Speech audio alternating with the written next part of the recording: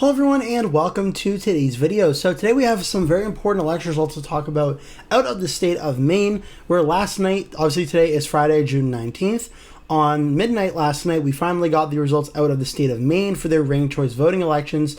And now in the governor's race and Senate races, we officially know who the candidates will be in those respective races. So in today's video, I'm going to break all that latest information down for you and show who will be the party candidates for these races.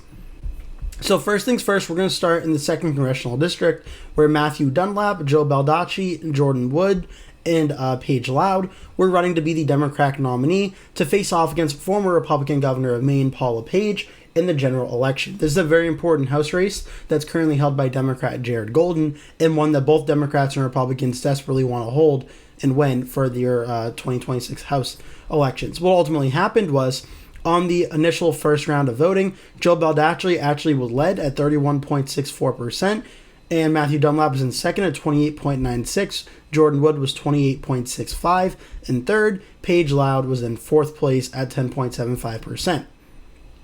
So there was about 76,000 first round votes or so. Final round votes, when you take all the voters that did the ranked choice voting aspect, they filled out their ballots second, third, fourth choice, like the ballots say to do. Obviously, you're never going to have 100% of voters do that. It's a good amount of voters just vote, and that'll be the end of it. Some fill out the ballot correctly, some don't. There's always discrepancies and such. You lost about 8,000 votes down to 68,479, so still a good amount of the voters did do it the way that the ballot requires. And what ultimately happened was Paige Loud was eliminated first. Her first round votes were taken away, and the second, third, and fourth choice from there went between Jordan Wood, Joe Baldacci, and Matthew Dunlap. Jordan Wood then finished in third place as no candidate broke 50% at that point, and that led to the final round voting of Matthew Dunlap versus Joe Baldacci. And what ended up being a very, very close race here, Dunlap getting 52.46% of the vote, Joe Baldacci getting 47.54% of the vote. And for ranked choice voting, that is a incredibly close split between Dunlap and Baldacci here. So very close round, but Matthew Dunlap does end up winning, and this is very significant. Matthew Dunlap is viewed as the more progressive, farther left Democratic candidate in this race. Joe Baldacci was viewed as the Democratic, I believe it's Congressional Conference, I forget what it stands for, but the DCCC group that Hakeem Jeffries endorsed him. He was the one that was viewed as the more electable Democrat for November to take on Paul LePage in that race, but the progressive Matthew Dunlap ultimately ends up winning. We can look here also at the Wikipedia page just to show you where things currently stand in this race in Maine. I do believe it is favored for Paul LePage now that this did ultimately take place, but we'll look at it here. So yeah, Dunlap versus LePage will be officially the general election matchup. And yeah, the rankings have it as either likely Republican or lean Republican for LePage. The most recent poll from LePage versus Dunlap was a 10-point lead, but it was a Republican pollster. So counting for about the 4 to 5% bias here, you're looking at like a 4 to 5 point lead for LePage. But then out of the University of New Hampshire poll from back in February, LePage only won against Dunlap 47 to 46, with still 6% undecided.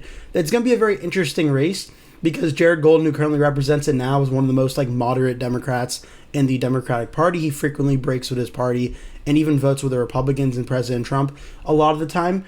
And this district, it's very important to note, this district went for Donald Trump by 9 points in 2024. It went for Joe Biden by 7.4% in 2020. So it's going to be very important, this race, to see how it ultimately goes. I think it is more likely to go Republican for Paul LePage, though, when it's all said and done. The question will be the margin of victory, but I think we see LePage win it probably by around that 4 to 6 point margin. Yes, 2026 is supposed to be a better year for the Democrats, so Democratic midterm year, but I still think in a district that voted for Trump by 9 points, we see it go, at least for the Republican, by a lean margin. But the race in the 2nd district is now all caught up. Now we have to talk about the other race that took place for ranked choice voting. The Senate race, as we know, for Graham Plattner versus Susan Collins, that was settled on election night. Ranked choice voting was not needed, but the governor race was also settled. Now the governor's race, this was one I think was getting most of the attention and most of the talk. What ultimately happened was on the first round of voting, Democrat Nirav Shah finished in first place with 26.86% of the vote. Hannah Pingree, who is the daughter of current Representative Sherry Pingree of the 1st District, finished in second at 23.26%. Troy Jackson, the Maine Senate president, I believe, finished in third with 21.09%. He also had the endorsement of Bernie Sanders. And Shayna Bellows finished in fourth place with 20.6%. Angus King III, who is the son of the U.S. Senator Angus King, finished in fifth place. Bellows was fourth. King was fifth place at 8.19%.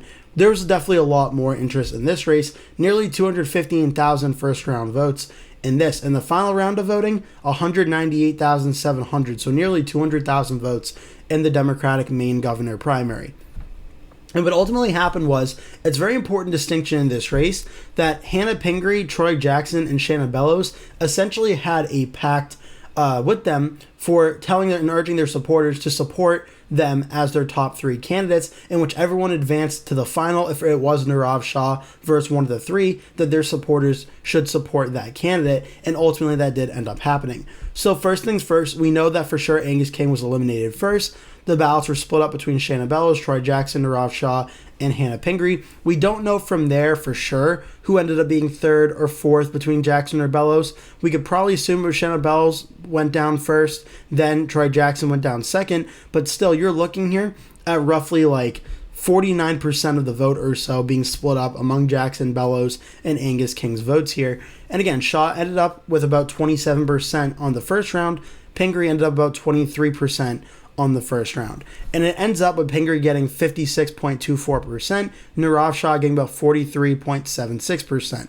So to round up in just total numbers here, going from 27 to about 44, you're looking at like, let's see, what's that? About a 17-point improvement from the first round for Nirav Shah, but Hannah Pingree going from 23 to 56. Well, on that one, that you're looking at like a 33-point improvement. So it's very clear that pact between Hannah Pingree, Troy Jackson, and Shayna Bellows to consolidate a lot of that vote around one of the three. Clearly that ended up working out well. She ends up winning about 13% in the final round of ranked choice voting. So now the Democratic primary for governor is officially settled. Hannah Pingree defeats Nirav Shah, and with the help of Jackson and Bellows, advances to the general. Now on the Republican side, the Republican Bobby Charles, who even though he did not finish or not break 50%, he came very close early on in the night to breaking 50% of the vote, it ultimately seemed. Robert Charles, got 37.93% of the vote in the first round. Benjamin Midley got 20.01%. Member of the Bush family, Jonathan Bush, finished in third at 19.82%. Garrett Mason finished in fourth at 11.34%. There's about 124,000, nearly 125,000 votes in the first round Republican primary for governor, and ended up about 99,372 votes in the final round. So ultimately, the ranked choice voting process commenced the same here in the governor's race. For the Republicans going through each candidate, the margins got split up here until the final three were Bobby Charles, Benjamin Midley, and Jonathan Bush. Once all the votes from the down ballot candidates were factored out of the first ballot and added to the respective candidates, Jonathan Bush ends up finishing in third place. Benjamin Midley jumps him for second place. And then the final round of ranked choice voting between Bobby Charles and Benjamin Midley. No really surprises here. Bobby Charles wins. He wins outright by a pretty good amount. 60.25% for Charles and 39.75% for Benjamin Midley, meaning that Robert Charles is the Republican candidate and will be the Republican nominee in the general election. Now, this really isn't too much of a surprise, especially on the Republican side here. As we can look at the polling, we'll do the Republicans first just because it's going to take less time here. But Bobby Charles wins the primary. When you look at what the polling was showing, Bobby Charles was the consistent leader really in every single poll that was in this primary, including the polls in the final weeks of the campaign. So Charles being the Republican nominee, not really too much of a surprise. The Democratic side was a little bit, I would say, more competitive, so a little bit more of a surprise here. The final Survey USA poll showed Shaw as the leader. Pingree finished actually in third place behind Troy Jackson, but then it did show what a hypothetical matchup of Pingree versus Shaw could look like in round 4, where Pingree won 52-48 against Shaw. Obviously, it ultimately ended up being a 13-point win instead of a 4-point win, but Survey USA's numbers here where the final three were Jackson, Pingree, and Shaw, 36, 33, and 31, seemed to essentially nail it that it would end up being Pingree versus Shaw. So got to give props to Survey USA in their final poll. They definitely got the final two candidates very correct on that one. The final UNH poll showed 28% for Shaw, 28% for Jackson, but Pingree was only down at 12%, with still 11% of the vote to go. So you got to give it to Survey USA on that one. In terms of the general election now, also there is another candidate in the race, an independent, Rick Bennett as well, a businessman and a politician from the state of Maine. He was initially elected as a Republican and currently serves in the Maine Senate as an independent. As for the general, where things currently stand here, it's a little bit all over the place in the rankings. Inside Elections and Cook Political Report have it listed as likely Democratic. Race to the White House has it listed as of June 19th, 2026, so literally as of today, as tilt for the Democrats. Real Clear Politics and Salvador's Crystal Ball has it listed as lean for the Democrats. So Maine's going to be a very interesting race. In the presidential race, it voted for Kamala Harris over Donald Trump about 6.9%. Obviously, we know the Senate race with Susan Collins will be taking place as well. In 2022, Paul LePage actually lost to Janet Mills. He was trying to get his governor's seat back, and Janet Mills won by 13.2%. In this race, when she was first elected back in 2018, Janet Mills won by 7.7% against the Republican Moody. So this race will be interesting, as the independent candidate getting about 6% of the vote back in 2018. If the race ends up being something like this, there could be the potential for the margin of victory to be down a little bit if he takes a good amount of the vote away. But Maine at this point, really for the general, we're kind of just guessing because there's no real polling data to go off of. Really, we're just guessing the state of Maine, the election environment, and the past election results to really go off of it. I still think Maine would start out narrowly favored for the Democrats in my governor map. I would probably have Maine starting out right now as likely Democratic. I don't know if... oh, here we go. I would have it as likely Democrat for right now. Not by a whole lot. Definitely, I think in between 5 and 10%. It is, I know 2026 is a Democratic midterm year where Democrats are supposed to do very well. But Maine also typically, they don't elect 3 consecutive terms of the same party for governor, so this would be breaking history if it did do it. But I do think it will still happen where Maine will go Democratic, but I think we're going to see it go Democrat by a little bit of a smaller margin than maybe expected. And it may be like a case of after the election, Democrats are like, well, how did Maine end up being so competitive? And I just think it has to do with Maine being a little bit of like a quirky state at the governor level. But that's where Maine goes for the governor's race, likely Democratic. Again, the 2nd Congressional District in Maine I would have as likely Republican. And then the Senate race, obviously, Plattner versus Collins. That did not require ranked choice voting, but that goes as one of my 10 toss-up Senate races under 5-point margin of victory. Going to be an absolutely incredibly close Senate race in the state of Maine.